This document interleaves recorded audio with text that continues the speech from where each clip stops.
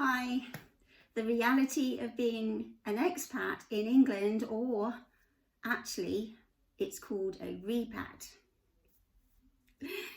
Welcome to my channel Across the Pond and Back. I'm Steffi, and here we go.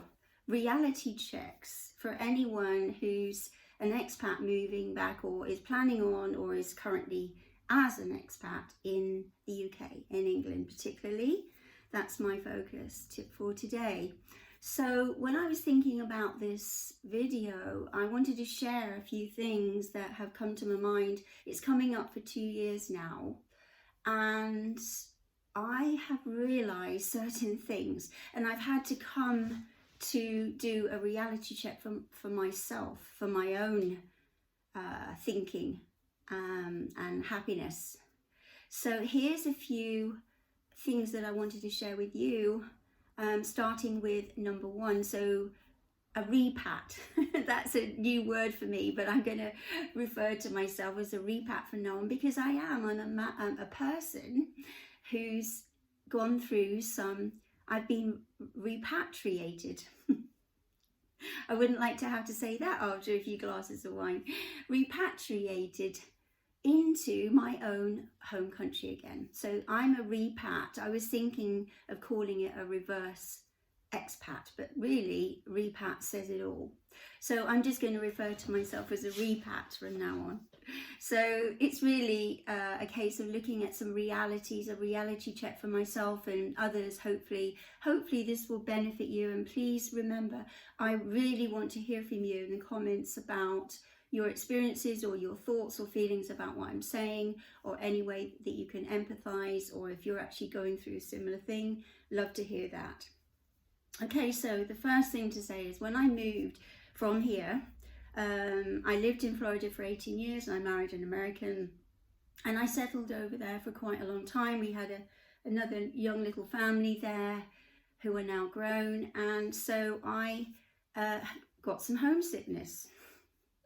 Now I had previously to that always lived in England. I had never really planned to live abroad. I grew up in England and I kind of accepted the pros and cons like people do, I guess, before they've moved to a different country.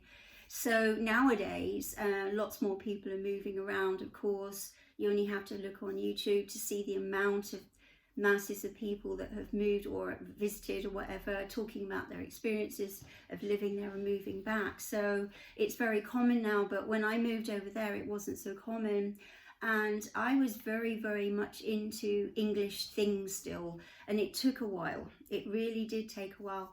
But when I was there, I had homesickness quite badly, but now I'm wondering, right, why was I so homesick? Why did I miss those things? So the first thing I think I need to accept myself is accept the reality that things have changed in England, and that's why I wanted to make that other video about looking for England when I got back here.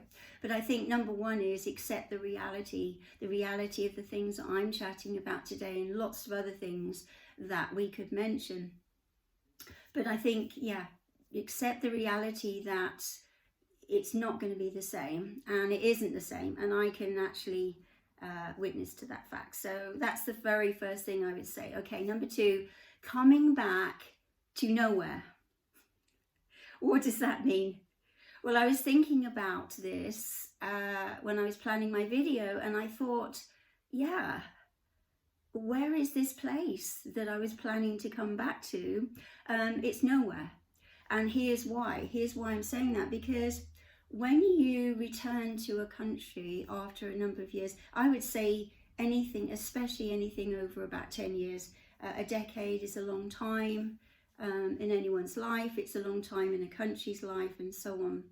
So if you think about it, coming back to your original home country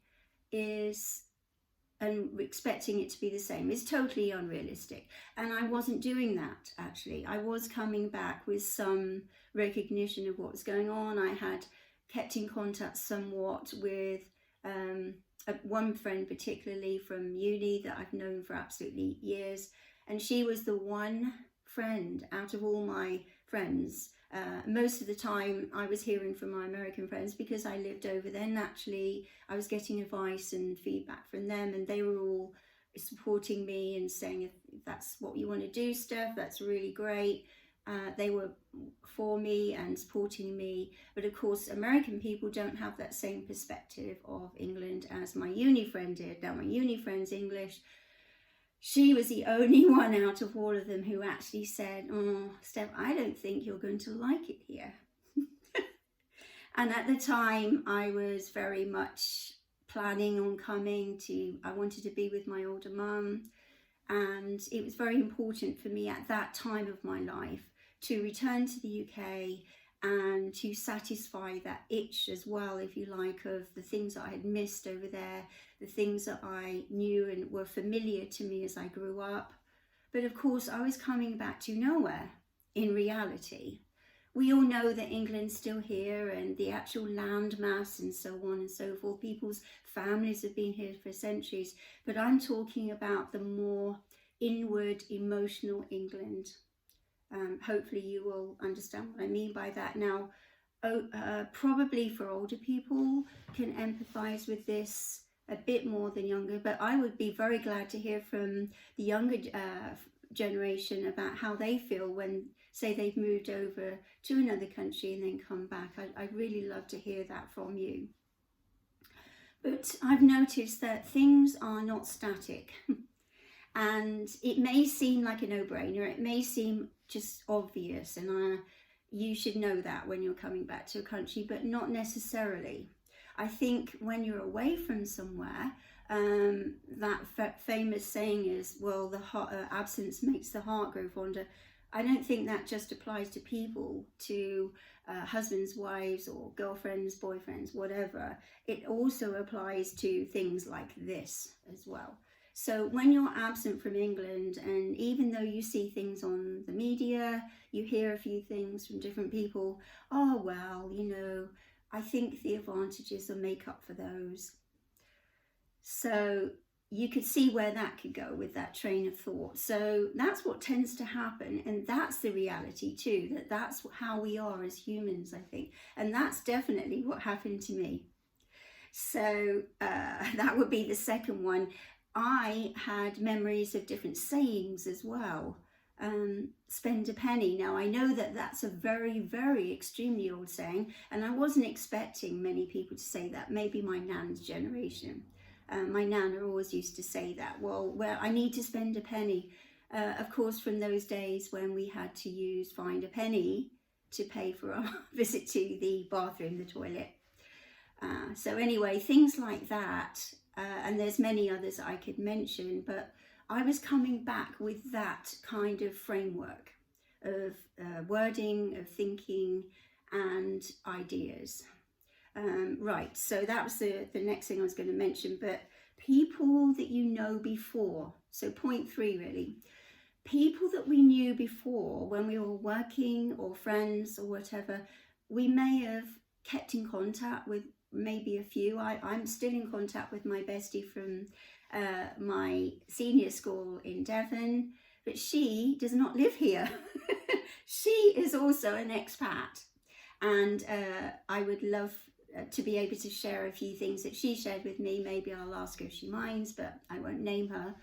But she is a precious friend, but she's not here in England, and I think she would be the first to admit that if she did come back here, she too would have some struggles with reality, even though I would say she's definitely more of a realistic person in that respect than me even.